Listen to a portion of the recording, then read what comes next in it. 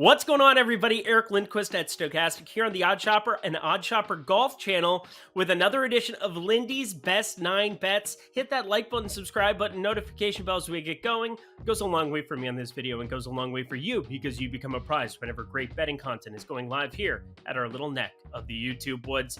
Last week sucked. It was terrible. I was awful, no good, very bad, terrible. I don't know how many more adjectives I can come up with. I could probably come up with a couple bit more. See, even my English is bad. As a result, Harris English played pretty good. Segues. But I got one thing right, and that's not good enough. I'm here to win you guys bets, but part of the nature of golf betting is you're going to have losing weeks in the middle of trying to hit some of these big outrights. Now, I feel pretty good about the card this week. We're going to go 2 matchups, 2 make miss cuts, and then 5 outrights. We're going top 20 market, top 10 market, and then 2 winning picks. So impossible for me to go 9 of 9. If you're looking to parlay everything together, don't do it. They probably won't even let you because 2 winners together, not going to be possible. But very much looking forward to giving you guys the goods here for the Players Championship. Probably my favorite PGA Tour event that isn't a major. I kind of like it more than the Open Championship, but we won't tell anybody. Pete Dye, we're talking some crazy golf, some amazing stuff. I've got 9 plays for you, but we also have a new sponsor along for the ride, Bet365. Check them out, 365, damn girl fine. Let me suck it to you one more time. Bet $1. Get yourself everything you could possibly want. It's only available in 4 states right now, and actually, you know what? I will give you a little bit of a read on that later. It's the best deal we've ever ran with any book. $1. $1 gets you $200 of bonus bets. You're simply going to deposit $10 over there. It's only available in 4 states. I'll give you guys the lowdown on that a little bit later, but I want to get to the picks. I got to redeem myself, so let's head to TPC Sawgrass for the Players Championship. Here are my best 9 bets. For the first hole, we're running it back one more time. It worked out last week. We're going Rory McIlroy over Jon Rahm at even money over on FanDuel, and I get it. Jon Rahm, he's been playing the best golf of anybody in the world here over the course of the last 5 months, 6 months. He's been a top player in the world for the last however many years. He's a stud. But we're talking about Rory McIlroy, who lives in Florida, who's played this golf tournament exponentially more times than Jon Rahm, has more experience on these golf courses.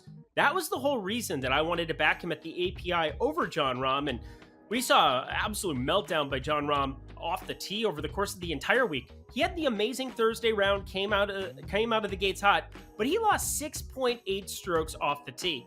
When you have high variance golf and you're hitting it in the water, it's going to look bad. When you hit bad approach shots, you're going to make big numbers in these kind of spots. It's very high variance golf when you're talking about TPC Sawgrass. There we go. That's the one. And when we're talking about golf courses like Bay Hill, you get a lot of water, a lot of trouble. That's where I look at the experience of Rory McIlroy. And you just tell me the 2 players that I believe to be 1-2 in the world in any capacity, I'm getting 1 at even money, and I'd have to lay minus 128 to be able to get the other side of it, 126 over on FanDuel being the best number, actually. I feel like Rory McIlroy I'm going to take every time. So we're running it back, the exact same thing that I called last week. Rory McIlroy, give me the experience, give me the familiarity with the surfaces, home state. Everything makes sense for me to go right back to the well. Would it surprise me if Jon Rahm came out and beat Rory McIlroy? No, but even money to be able to figure it out, give me Rory every single time. For my second hole, I'm looking at a very interesting matchup. Half unit there, of course, on the Jon Rahm and Rory McIlroy. I'm going to go a half unit on this one too, but I'm getting plus 105 on a pretty random matchup of Martin Laird versus Gary Woodland. Now, Martin Laird has not been good with the putter. He is historically bad with the putter. In fact, lost with 4 straight. Off the tee, been pretty flat, a little bit negative in that regards too. Missed 3 of his last 4 cuts. It doesn't look very good. But when you compare him to Gary Woodland, I feel as though getting plus money on anybody with the kind of form and course history that Gary Woodland has here, I am okay with. He's missed his last 2 cuts here at TPC Sawgrass. We've seen him also really struggle with the putter in a much more brutal fashion. Has he been positive off the tees since October of last year? He sure has.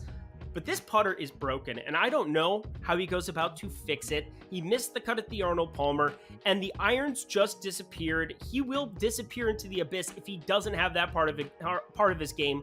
Also lost strokes around the green in 4 of 5. Now, is there a very good chance that both of these players missed the cut and you have an opportunity of being drilled by it? Sure.